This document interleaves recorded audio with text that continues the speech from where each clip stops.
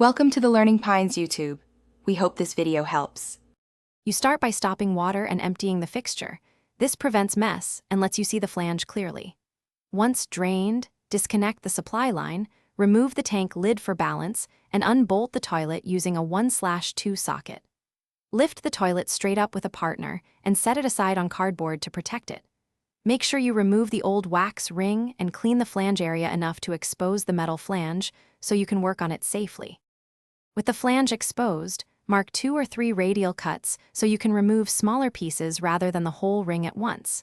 Use a reciprocating saw fitted with a metal cutting blade or an angle grinder with a cut-off wheel.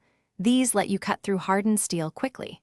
Cut carefully toward the cast iron or PVC beneath, keeping blade depth shallow.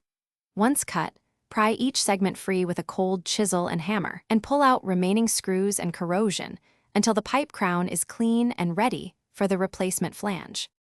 After removing the metal flange, clean the pipe crown with a wire brush and vacuum to remove dust and metal shards.